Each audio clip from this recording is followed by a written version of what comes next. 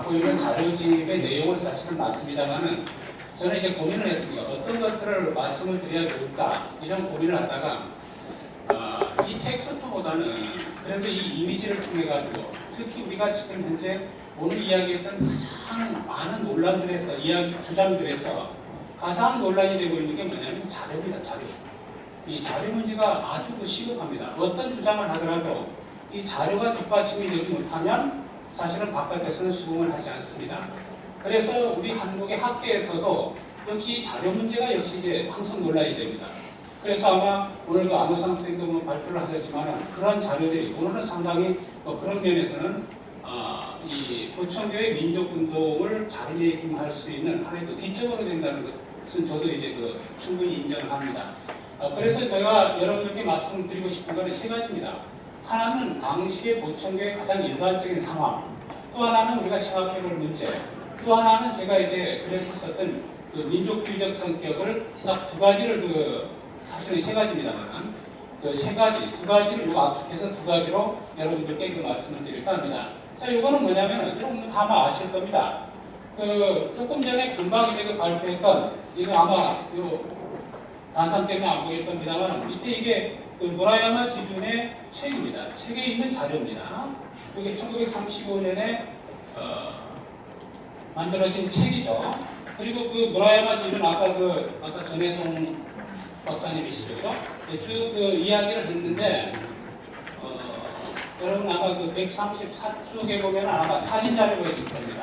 저희들도 이제 그 무라야마 지준의 흔적을 찾아서 동경이라든가 이 일대를 전부 다 누볐습니다. 그래서 이제 지금 현재 무라야마 지준의 따님이 살아 있습니다. 지금 현재 살아 있고 거기서 이제 자료도 얻을 수 있고. 근데 제가 아까 어디 들으면서 생각한 게 뭐냐면 우리 전 박사님이 꼭 거기 갔으면 싶은 생각이 있어요. 왜냐하면은 거기 가보면은 그 옆에 제가 일기장을 해놨습니다만 일기장이 한 10번 이상으로 엄청나게 두껍게 쌓여 있습니다. 근데 저도 보면서 이거를 해석할 수가 없어요. 근데 만약에 이것만 해석이 되더라도 지금 우리가 갖고 있는 자료에 엄청난 플러스가 될 거라고 봅니다. 근데 이걸 아직은 이제 빌려주지도 않고 이제 서울대학에서 왔다 갔습니다만 와가지고 이제 우리도 보기만 하고 촬영만 했지. 또 그 다음에 이게 일기체라는 것은 너무 흘려쓰기 때문에 아무리 봐서 모르겠더라고요. 그래서 이제 이걸 포기했었는데 혹시 일본에서 어떤 연구하시는 분들이 계시면 그걸 나중에 자료화시키면은 아마 우리가 이 보청교 문제뿐만이 아니고 한국 근현대사 특히 그 일제강점기를 연구하는 사람들에게는 엄청난 자료가 될 수 있다라고 이제 보고 있습니다. 자, 이 책에 들어있는 도표입니다. 그림입니다. 이 그림은 여러분들 아마 정읍 시립박물관이죠. 정읍 시립박물관에 지금 현재 안우상 선생님하고 김재현 선생님의 노력에 의해 가지고 이 정읍 시립박물관이 걸려 있습니다. 아마 우리나라의 유일한 곳입니다. 그러나 저는 안타깝게 생각하는 게 뭐냐면 정읍을 벗어나고 있지 못하다는 게 상당히 안타깝다는 겁니다. 분명히 벗어날 수 있는데도. 자, 그러면 여기서 여러분들이 아마 저 왼쪽을 보시면 저게 걸려 있는데 빨간 점하고 검은 점들이 있습니다.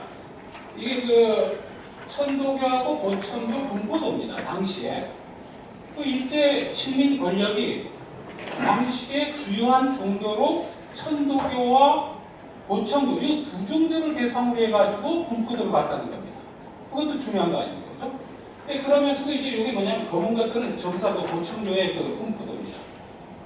천도교에 결코 지지 않습니다. 물론 이건 시기적인 문제가 있죠. 1920년대에는 충분히 그럴 수 있다라고도 저는 인정을 하고 있습니다. 그리고 이제 여러분들 아마 이 밑에 있는 이것은 아마 많이 보셨을 겁니다. 당연히 천도교입니다. 이것이 상대하는 면도 있을 거고요.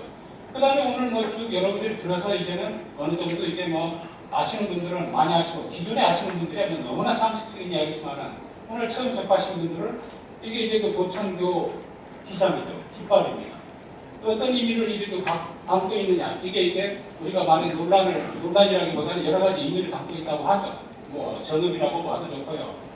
문이 갖고 있는 종교적인 의미라고 봐도 좋고요. 아니면 정전법이라는 게 나오기 때문에 정전법이라고 즉 평등국가를 지향을 했기 때문에 그렇게 봐도 좋고 아니면 여러 가지로 우리가 이제 볼 수가 있을 겁니다. 그럼 이제 요거는 이제 보충기에 대한 이제 그 자료인데, 이 자료 문제도 뒤에 잠깐 이야기를 하겠습니다만, 저 왼쪽에 있는 것은 보충기 일반이라는 자료에 아까 이제 그 깃발에 당시에 담겨 있는 의미가 있다. 무슨 말인지는 모르겠는데 이런 말이 돌아다니고 있다라고 이제 식민지 기록에는 적혀 있습니다. 물론 이걸 우리가 다 받아들일 수는 없지만 그래도 고민해 볼 만한 내용들입니다. 뭐 인공, 해령, 동사, 주, 합국. 물론 이 국자는 아까 앞에서 이야기했던 시국일 겁니다. 그러면 이 말을 어떻게 풀어낼 것인가 하는 문제입니다. 풀지 못하고 있습니다. 저는 뭐 다른 논문에서 내 나름대로 풀긴 풀었습니다만 그것도 이제 정확한 그런 풀이는 아닙니다. 그리고 이제 이 오른쪽에 있는 거는 역시 이제 그 보충기 일반하고 또 다른 자료입니다. 다른 자료에 이제 나와 있는 가장 논란이 되고 있는 그 신도 수의 문제죠. 신도 수의 문제죠. 보면은 저는 뭐 이걸 이제 자칭, 타칭, 600만 교도라고 하는데 자칭, 타칭. 자칭이라는 것은 교단에서 이야기하는 것이고 타칭이라고 하는 것은 이제 어떤 식민 권력이겠죠. 그 다음에 일반적으로. 자, 또 이 자료에 보면 어마어마한 결과 일시의 교도가 600만이라고 이제 이야기되고 있고요. 또 다른 자료는 똑같습니다.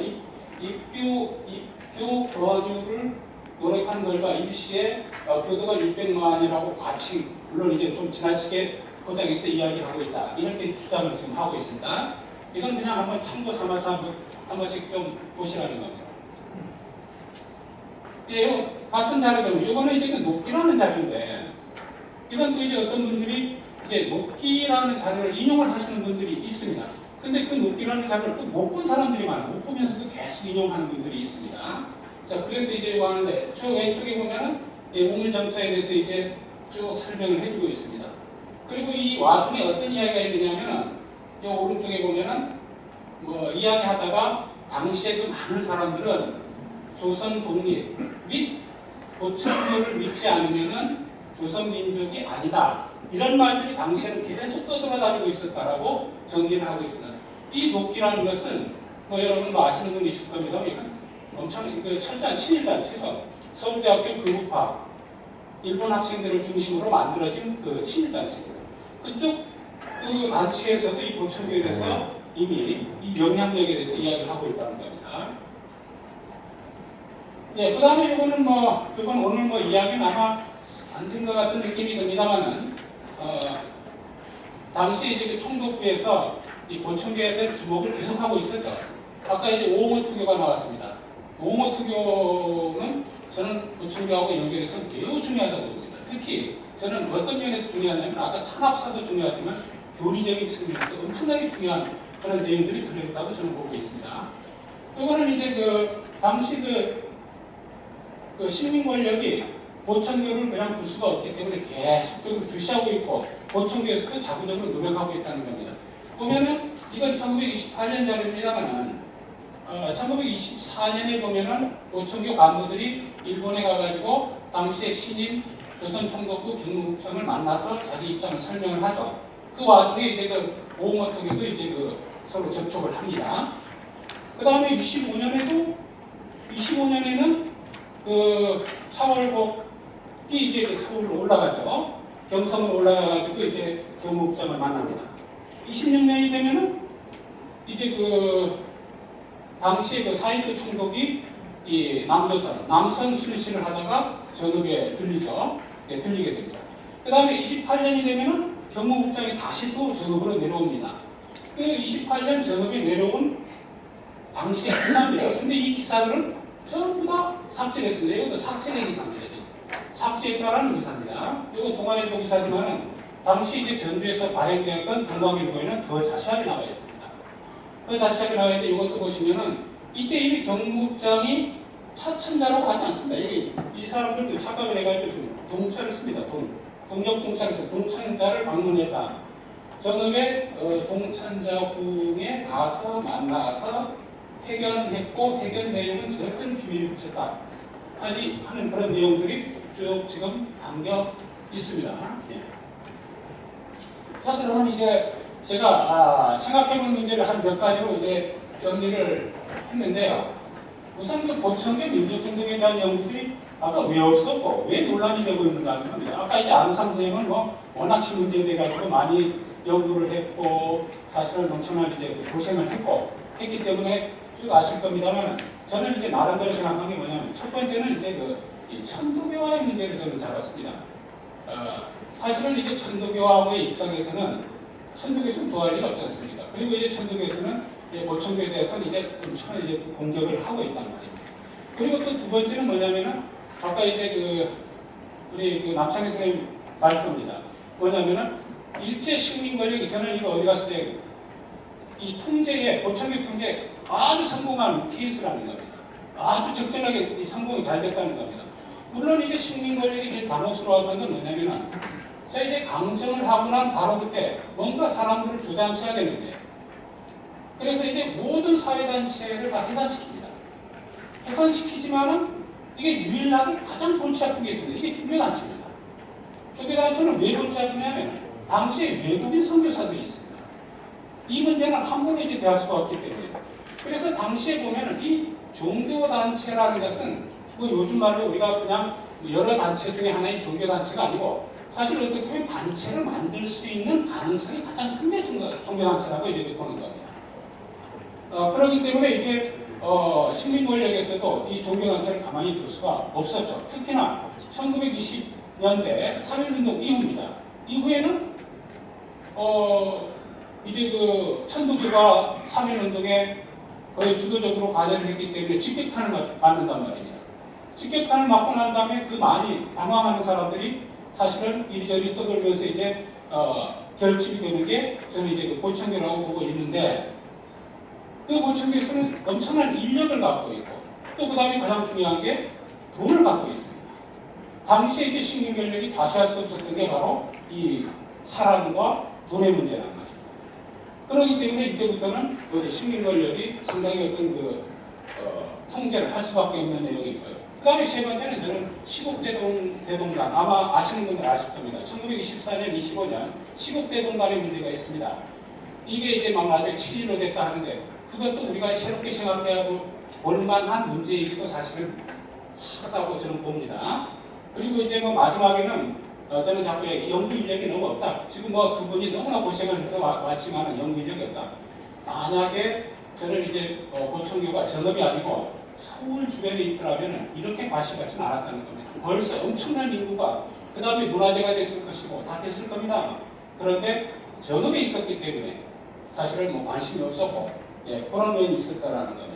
그리고 연구 관점에는 아까 말씀드렸던 두 가지, 저는 사실은 세 가지입니다. 하나는 자료하고 관계없이 어떤 주장들만 펴는 내용들이 상당히 많습니다. 제가 볼 때도 어떤 들었던 이야기 내용 하나 갖고 발표하는 이야기 이게 많습니다. 그런 게 하나 있고 또 하나는 자료를 든다 해도 교단 자료를 드는 경우가 있습니다. 교단 자료는 이제 다 아실 겁니다. 보천교 연역사라든가. 그런데 교단 자료를 들게 되면은 일반 학교에서는 이걸 받아들이지 않습니다. 받아들이지 않기 때문에 부끄러운 겁니다. 그 다음에는 이후에 이제 안호상 선생님, 김재영 선생님이 많이 하셨던 건데 신문 증언 자료, 그 외 자료를 이제 갖고 합니다. 근데 이 경우도 뭐냐면은 신문 자료라는 것도 좋지만 신문 자료는 2차적인 겁니다. 그러면 그 배경이 되는 원자료가 필요한 겁니다. 그러다 보니까 이제 뭔가 자꾸 이 자료 문제 갖고 이야기가 된다. 그 다음에 또 두 번째는 제가 뭐냐면 종교의 문제입니다. 소위 종교의 문제. 요거는 조금 전에 이제 신종교라는 이야기를 했는데 바로 저는 이제 바로 그 문제입니다. 이건 뭐냐면 사실 여러분 다 아시다시피 아까 이제 삼국유사 얘기도 나왔습니다만은 종교라는 말이 우리 사회에 들어온 게 언제입니까?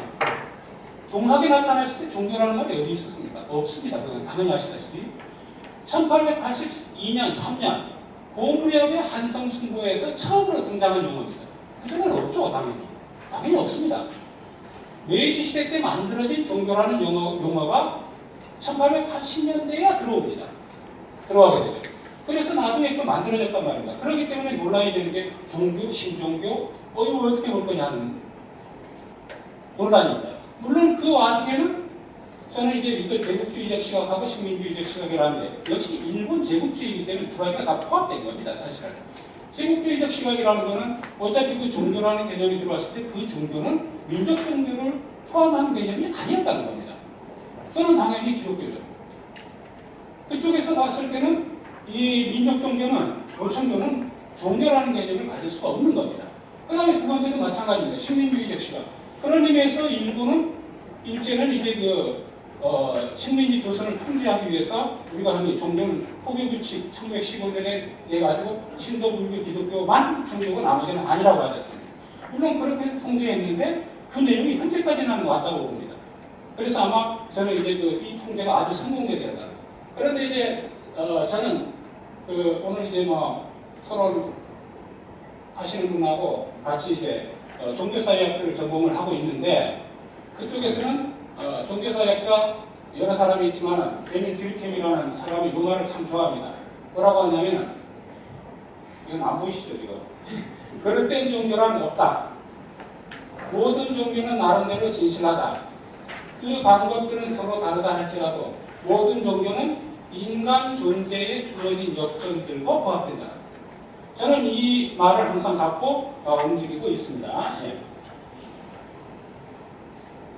자, 그러면 이제 생각해보면 이 자료의 문제입니다. 그래서 저는 이제 자료를 물론 이제 아까 이제 앞에서 보면은 그 학스번 대학의 동양문제연구소랑 우리 한국사 데이터베이스랑 또 일본의 그 아시아 자료연구센터랑 이런 데서에서 쭉 찾아내고 있습니다만은 여기는 이 두 자료입니다. 두 자료는 다 학스번 대학에 있습니다. 여러분들 아마 아까 이제 앞에서도 이야기했습니다만 도청교 일반이라는 이 자료입니다. 이건 제가 하드바운드로 만들었습니다만 당시에 이런 자료를 만들었다는 것은 도청교가 매우 중시됐다는 겁니다. 근데 이 자료는 우리에게 많이 알려져 있습니다. 아마 전주에서도 한번 전시를 했다 합니다. 그 다음에 또 한 자료는 뭐냐면은 양촌급 외인사정이라는 자료입니다. 이 안에는 이게 도청교에 대한 내용이 거의 한 99%가 들어있습니다. 근데 이건 도청교라는 말이라든가 아까 hun치교, 우치교 어떤 내용도 제목에는 들어가 있지 않기 때문에 사실 찾을 수가 없는 겁니다. 이게. 근데 여기에는 도청교 이론보다 더 중요한 부분이 더 상세하게 들어있습니다. 근데 이게 이제 이 책인데 이 내용은 보면 또 이제 또 다른 내용들이 아까 이제 아우산 박사님이 이야기한 주만식 사건에 대한 내용도 여기에 더 추가된 것들도 있죠.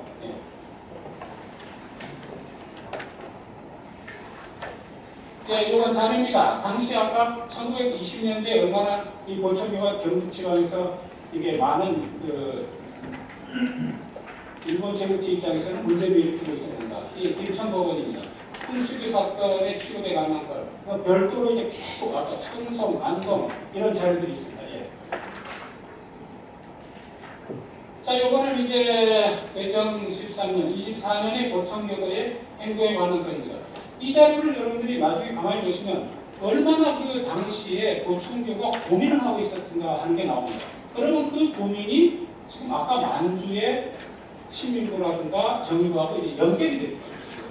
왜냐하면 당시에 이 고민이 많습니다. 그래서 저쪽에 보시면은 대충 이런 독립운동을 시도해도 순병이 3.1운동에는 미치지 못함이 분명하기 때문에 고민이 된다는 겁니다. 그래서 이제 차경석 이하 모든 사람들이 이제 만주로 이제 만주 방면으로 차경석 이하 모든 사람들이 나가서 이때 포교 기운을 돌려야 되겠다 하는 내용들이 나오고요. 그 다음에 계속된 자료에는 돈 100만 원을 좀 내가지고 사회사업도 해야 되겠고 학교도 만들어야 되겠고 그 다음에 또 이제 이제 아까 이야기한 11전들이죠. 11전을 만들어야 되겠다. 즉 천도교당 못지않은 그런 만들어야 될 것 같다라는 이 보청교의 고민들이 이제 쭉 나타납니다.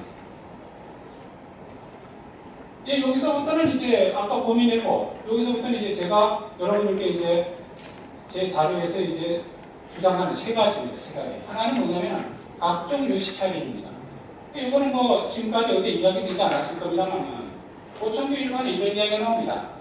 보면은 저쪽에 보면 아주 비밀스럽게 교시 확장의 수단으로서 국권 회복을 표방하기에 이르렀고 대전 6년 17년이죠. 예, 4월 24일에 각종 요시차림으로 편입을 시킵니다. 차경석 편입을 시킵니다. 그리고 이제 차경석 차월곡이 이제 포교를 할 때는 공개적인 포교가 아니란 말입니다. 지금 비밀 포기를 합니다. 근데 저 각종 요시찰인이 어떤 사람들인가 하는 것을 이제 제가 쭉 아마 자료에 아마 해놨습니다. 요거는 이제 1914년, 25년이죠. 25년에 러시아국에서 만들어낸 요시찰인 연구가 있습니다. 여기에 보면은 물론 당연히 이때는 차경석, 차월봉이 들어가 있지 않습니다. 뒤에 보면 어떤 사람들이 들어가 있습니다만 당시에는 우리가 흔히 조선어학회 사건의 이윤재라든가 그 역사학자 문인평이라든가 이런 분들이 전부 다 각종 요시찰인에 편입됐었죠. 어쨌든 어떤 내용인지는 확실히 모르지만 저는 나름대로 분석을 했습니다만 역시 이제 차월곡도 1917년에 각종 요시찰인으로 이제 편입이 됐다는 것을 알려줍니다. 이 각종 요시찰인에는 어떻게 취급을 해야 될까 하는 내용입니다. 요시찰인 취급 내교 환경남도죠. 환경남도에서 이제 만들어진 건데 요시찰인의 시찰은 수지 순사가 uk계모치 순사죠. 그러니까 담당 순사가 하고 그 다음에 경우에 따라서는 형사 순사가 담당하고 여기 보면은 각종 가불병정에 따라 가지고 이 시찰하는 게 다르다라고 이제 되어 있습니다. 그러니까 아마 가불병정이 아마 이 당시에 있었던 것 같고 상황에 따라서 또 다릅니다. 이것도. 그 다음에 어떤 내용들을 보고를 해야 되는가 하는 게 나옵니다. 자, 이거는 이제 아까 앞에 있는 자료에서 각종입니다. 역시 이제 임시정부의 이동영 선생 같은 경우가 각종에 들어가 있습니다. 이거는 이제 대종교를 이뤘던 조항구 역시 독립운동과 임시정부의 활동을 했죠. 을족입니다. 그러면 여러분들 이것만 보더라도 이제 차월곡이 각종이라는 게 어떤 의미를 갖고 있는가는 확인할 수가 있습니다. 자, 이거는 제가 이야기할 두 번째입니다. 고청규와 김자진 장군.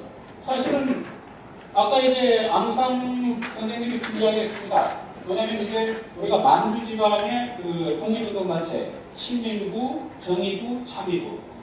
특히 이제 지금까지 제가 봤을 때 고청규는 신민부와 정의부하고 둘 다 연결이 되어 있다라고 이제 보고 있는 겁니다. 근데 이거는 이제 김자진 장군하고 관련된 내용인데 이거는 아마 조금 일찍 발견은 됐지만 사실은 이게 신뢰성에 대해서 이제 자꾸 의문을 가졌습니다. 잘못된 것 같았습니다. 1913년, 1924년입니다. 근데 이제 제가 분석해보면은 맞습니다. 이제 보통 이렇게 간단하게 이야기하면 되겠죠. 김자진 장군은 청산리 전투에 성공을 했습니다. 승리를 했습니다. 그런데 이후 일본 관동군의 집요한 어떤 탄압에 의해 가지고 사람들도 다 떠나버리고 활동하기가 어려웠습니다. 그래서 이제 이걸 다시 되살리기 위해서 군자금 확보에 너무나 골머리를 놨습니다. 신민부에 같이 가담해서 활동을 하면서도 김자진 장군은 이 돈을 어떻게 이제 얻을 것인가 하는 문제, 이게 가장 골머리를 놨습니다. 그런 자료들은 이제 여러분들이 아마 김자진 장군은 대종교니까요. 그 대종교 자료에서는 엄청나게 많습니다. 이것도 보면은 간단히 말씀드리면 금년에 김자진은 자금 부족 때문에 부하를 계산하고 완전히 활동 불능의 상태에 들어서 이번 봄 선내 조선내 보천교 교주 차경석과 연락하여서 만주 별동대 행국이를 쭉 나옵니다. 여기서 뭐냐면 돈 연수는 2만 원을 줬다고 했습니다. 2만여 원이 이제 보천교 쪽에서 김자진 장군 그대로 나가서 저쪽에 보면 다시 옛날 부하들을 불러 모아가지고 활동을 재개했다 하는 내용이 이 자료에 나옵니다.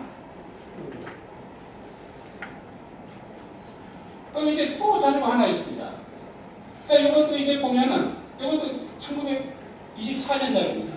이거는 이제 제가 가장 판독하기가 어려워가지고 고민한 건데 마찬가지입니다. 동령구의 근거를 둔 김자진은 9월 상순 태울교 본부 보천교 바로 해가지고 교주 차경석으로부터 5만 원을 빌려 받아가지고 동부 같은 동령부에서 옛날 부하를 소집해서 무력 항쟁에 갔을 때 이렇게 이야기했습니다.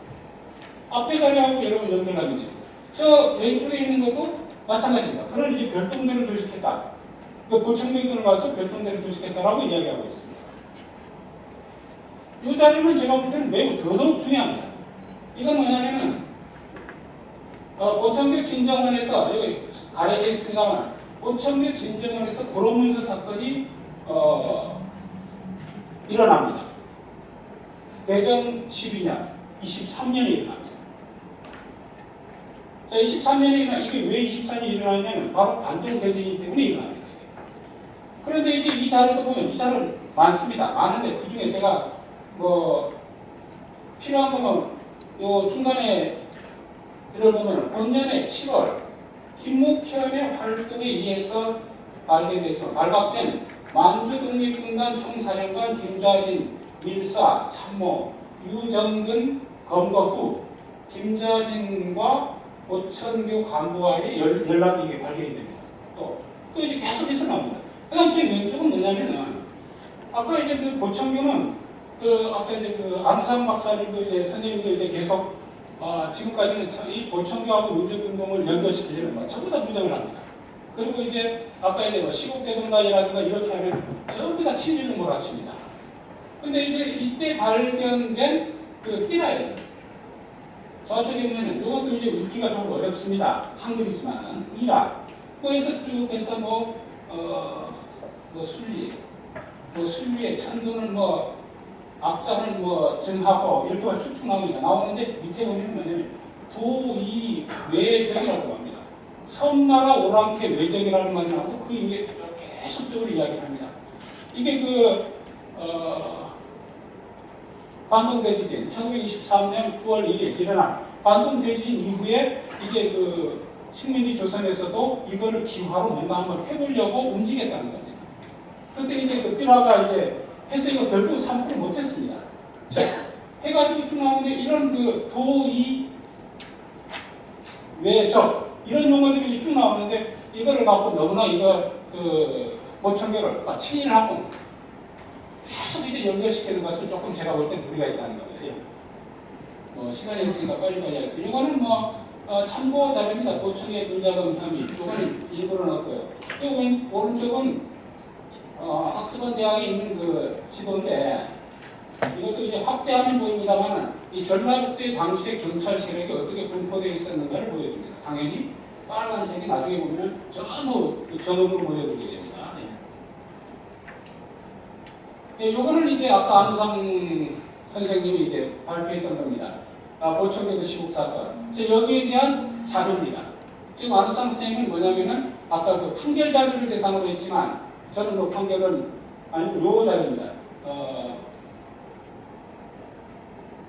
요거는 이제 정의하고 연결됐다는 걸 보여주는 자료예요. 요 자료입니다. 보청교도 등의 시국 표방 강도의 반환권 요 자료입니다. 이 자료에도 아까 이제 이야기가 나왔지만 내용은 비슷합니다. 약 30만 원을 지출해서 만주에 보청교도를 이주시켜 개척 사업을 일으키고 그 이익금을 독립단 정의부죠. 이번에는 정의부에 제공한다라는 간단한 이제 그 내용입니다. 30만 원이라면 어느 정도 되는지 아마 아실 거예요. 당시에 그 천도교당 지금 있는 그 일대 총궁 이거를 건축하는 비용이 27만 원이었습니다. 27만 원. 하면은 이 30만 원이라는 게 어느 정도 되는지를 아마 생각할 수 있을 겁니다. 자, 이거는 아까 이제 안우상 선생님이 이야기한 내용들을 사람별로 제가 한번 정리를 쭉 해봤습니다. 쭉 하면 이렇게 됩니다. 그리고 그 사람들의 내용들, 아까 이제 보청교 등 그 자료에 있는 내용을 더 첨가가 된 겁니다.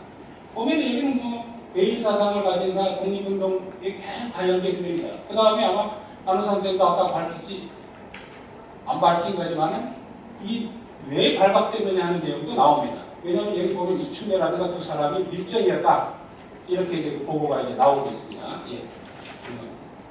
전부 여기 참여했던 사람들 다 이제 보청교입니다.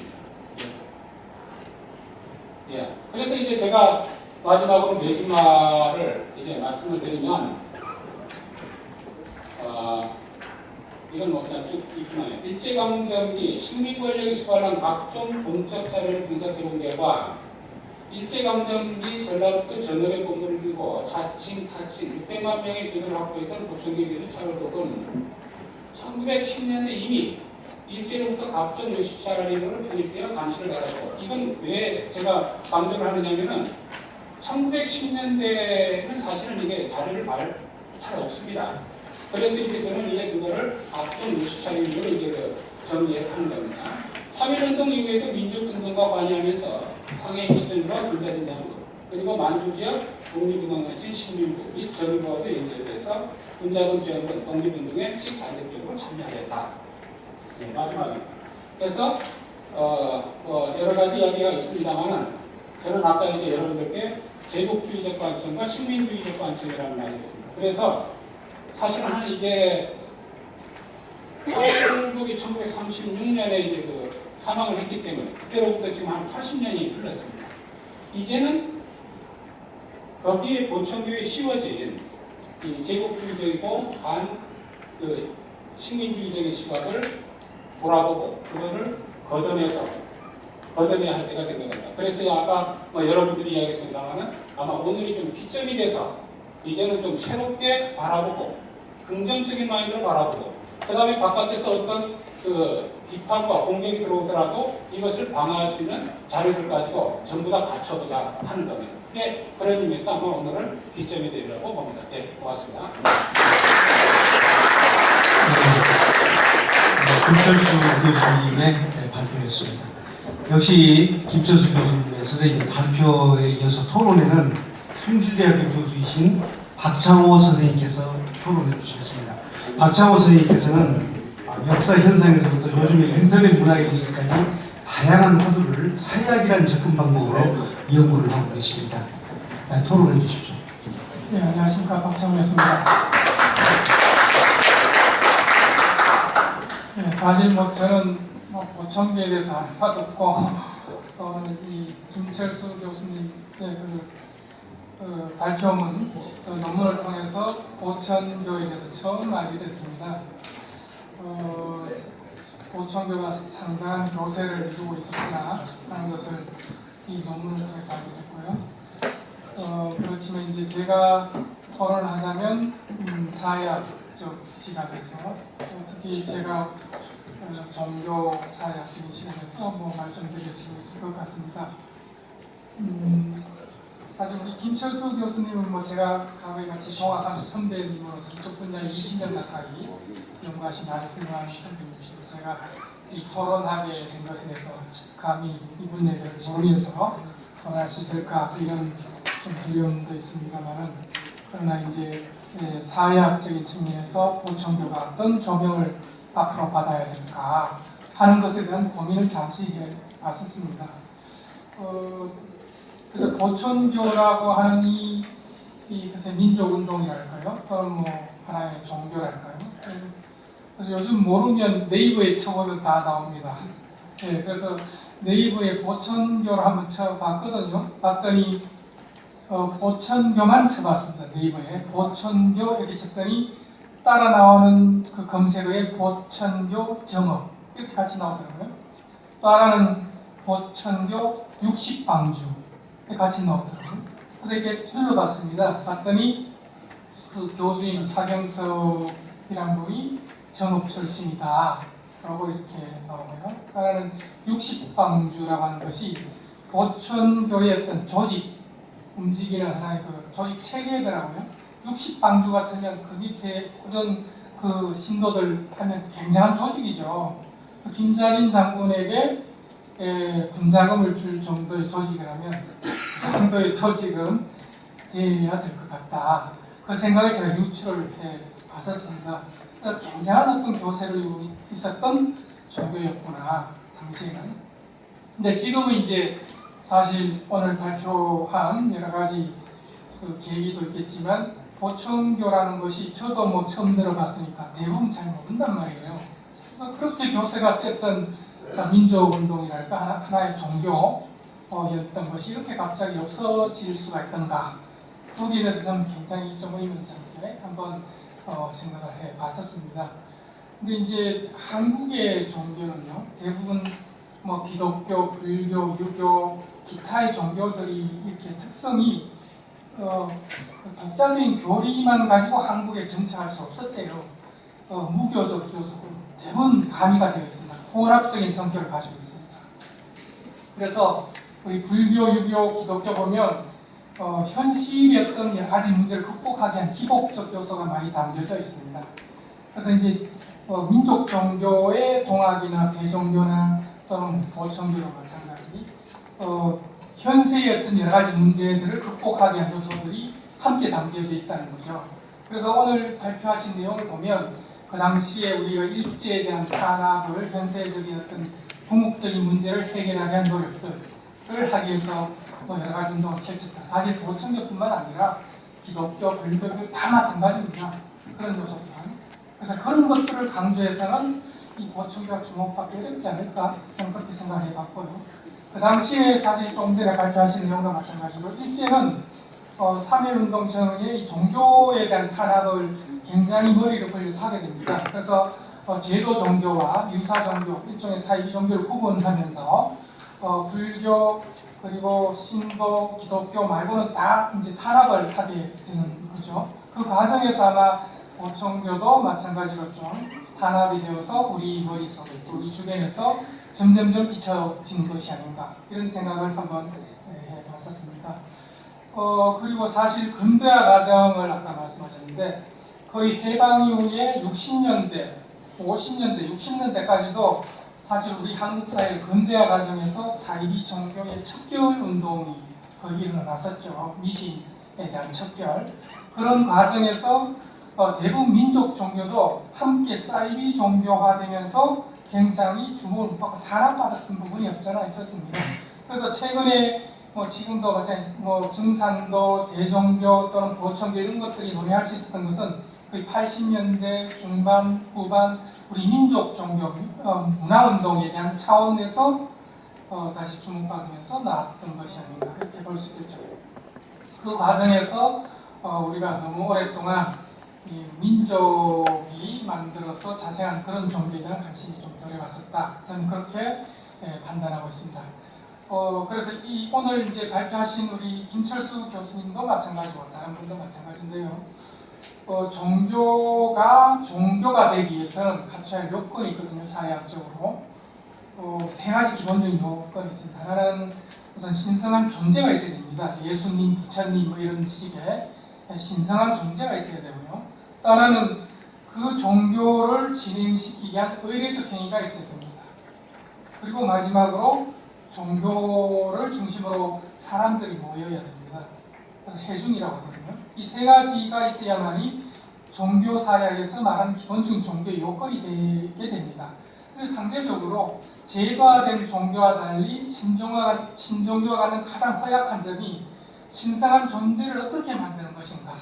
이 부분이 굉장히 허약하기 때문에 제도적 종교로서 자리 잡지 못하는 거죠. 그래서 신종교로 계속 빠지게 됩니다. 그렇게 빠지다 보니까 이 교세를 못 늘리는 거예요. 그러다 보니까 요즘은 인터넷으로 계속 빠져듭니다. 인터넷에 미국 같은 경우도 인터넷에 들어가 보면 신종교가 엄청나게 많습니다. 신종교가 이제 주로 명상이라든지 선이라든지 요가라든지 자기 수양 쪽으로 빠져드는 거죠. 신종교 형태가. 제가 이제 오늘 발표에서 들으면서 이게 과연 우리가 보청교라고 하는데 종교적인 하나의 우리 민족 종교로 접근해야 될 것인지 아니면 하나의 민족 운동을 일으킨 사상적인 어떤 측면을 부각시켜서 우리가 들여다봐야 될 것인지 좀 더 이렇게 명확하게 좀 봐야 되지 않을까 하는 생각을 저는 한번 해봤었습니다. 이렇게 훌륭한 교리와 교세를 넓은 교세를 가졌던 일제 시대 때에 그런 어떤 종교이면서 민족 운동이었다면 그걸 좀 더 우리가 부각시켜서 할 부분들이 필요하지 않을까? 근데 왜 못했을까에 대한 어떤 과제를 한번 생각을 해봤던 거죠. 사실 뭐 영국의 성공회도 그렇고 일본의 신도도 그렇고 보면 신성한 존재가 있잖아요. 뭐 덴노라고 하는 뭐 천황 일왕도 있고 또 영국의 성공의 수장은 요한입니다. 요한. 우리가 생각할 수 없지만 그 이제 독특한 어떤 그런 종교도 있죠. 어떻게 보면 우리가 예수님이나 부처님이나 이런 신상은 존재가 아니라 근데 이런 쪽 우리 민족 종교는 사실 보면 그런 어떤 존재를 찾아보기 어렵기 때문에 과연 이 종교로서 제도화된 종교를 어떻게 우리 파고 들어갈 것인가에 대한 고민들을 저는 좀 해보면 어떨까 생각을 해봤었습니다. 이제 제가 오늘 그 여러 선생님들의 그 논문을 들으면서 보충이 참 훌륭하다. 우리 자생적인 유교나 불교나 기독교나 다 외래 종교지 않습니까? 알고 보면. 그래서 일본만 해도 뭐 신도 자기네들 종교고 또 기독교적인 뭐 천주교 가톨릭 종교가 있지만 영국 성공회도 자기네들 종교고 우리 근대화 과정에서 이런 훌륭한 어떤 종교적인 특성 또는 민족적인 운동의 어떤 사상을 잘 가지고 있는 어떤 하나의 이데올로기를 만들 수 있는 거였다면 좀 더 필요한 부분들을 했었으면 어떨까 그렇게 이제 제가 한번 이 김철수 교수님의 글을 이제 읽으면서 생각을 해봤었습니다. 그래서 제가 보니까 이제 동학농민군들이 그 동학군의 군악대가 있었다 그러더라고요. 그래서 그 군악대가 어떤 음악을 했으며 어떤 그 여러 가지 의례적 행위로서 했던가 그런 것들도 이 정읍에서 좀 한번 그래서 보니까 거기에 고청교에 그 악대 음악에 있었더라고요. 그런 것들을 잘 이렇게 살리면 그걸 중심으로라도 뭔가 좀 키울 수 있지 않을까 그 생각을 했었거든요. 그래서 이제 제가 이렇게 논문을 들으면서 느꼈던 느낌이고요. 김철 선생님의 오늘 글 가운데 여러 가지 자료를 가지고 증명하시고 발표하시는데 거기에 대해서 제가 이게 잘못되었다, 오류였다 이렇게 감히할 수 없을 것 같고요. 굳이 이제 제가 토론자로서 질문을 드리자면 이제 이런 거죠. 좀 전에 말씀드렸던 것처럼 민족 종교로서 이 보청교가 살아남으려면 어떻게 하는 게 좋을 것인가 하는 것을 토론자로서 김철수 선생님께 한번 여쭤보고 싶고요. 그게 아니라면 하나의 사상운동이라면 보청교가 다른 어떤 종교와 달리 보청교만이 가졌던 어떤 사상적인 특징은 무엇인가 그걸 하나의 질문으로서 토론자로서 질문을 드리도록 하겠습니다. 예, 아마 시간이 없기 때문에 간단히 답을 드리겠습니다. 아까도 시간이 이상하게 마음이 쫓기다 보니까 제가 체계적으로 말씀을 못 드린 거는 아마 여러분들이 보시면서 정리를 전부 다 쭉 해주시면 고맙겠다는 말씀을 드리고 그 다음에 토론에 대해서는 저는 전적으로 공감을 합니다. 사실 저도 이제 아무래도 이제 학문적인 입장이 그런 쪽에 서있고 그래서 사실 이제 보청교가 오늘 오전에 사실 이해가 어느 정도 돼 있는 것 같습니다만은 보청교가 갖고 있는 교리라든가 특히 저는 조직에 관심이 많았습니다. 그래서 이제 3장에 제 글 3장은 거의 조직편입니다만은 조직 이런 것을 통해 가지고 뭔가 어떤 민족주의적 선택이라든가 이런 것들을 고명할 수는 없을까? 없을까가 아니고 사실은 반드시 해야 됩니다. 그게 돼야 설득력도 있고 아니면은 이게 어떤 다른 것하고 비교할 때 사실 어떤 오류를 가질 수도 있기 때문에 해야 된다고 봅니다. 그런 면에서 지적을 해주셨고 그 부분에 대해서는 제가 다음에 또 연구를 하겠고 전적으로 이제 받아들이고 마지막에 질문하신 내용에 대해서는 제가 이제 개별적으로 너무 착하니까 개별적으로 말씀을 드릴 거고 그 다음에 그 조직 문제와 관련돼서 사실 조금 전에 강효숙 선생님하고 했는 이야기가 나왔던 것 같아요. 근대화 문제 그거는 제가 볼 때는 상당히 신중을 기해서 다뤄져야 된다라고 저는 봅니다. 그리고 1960년대 근대성 문제와 일제강점기의 근대성 문제, 일제강점기의 근대성 문제는 분명히 식민지 통치론하고 이걸 어느 정도 어떻게 구별할까 하는 게 가장 키포인트입니다. 그리고 저는 요즘에 이 보청교를 다루는 일부 연구에서 1920년대 초반기 보청교가 공개된 것을 놓고 근대성, 이게 보청교의 이 근대적 측면이 강화됐다라는 데서 난 사실은 그 입장을 받아들이지 않습니다. 그 근대성이라는 문제는 아주 아까 이제 식민지 통치론이라는 이야기를 나왔습니다만 면밀하게 검토해서 신중하게 써야 된다라고 이제 보는 입장입니다. 예, 이상입니다. 예, 지금까지 김철수 교수님 그리고 박상호 선생님 두 분의 발표와 토론이 있었습니다. 자, 박수로.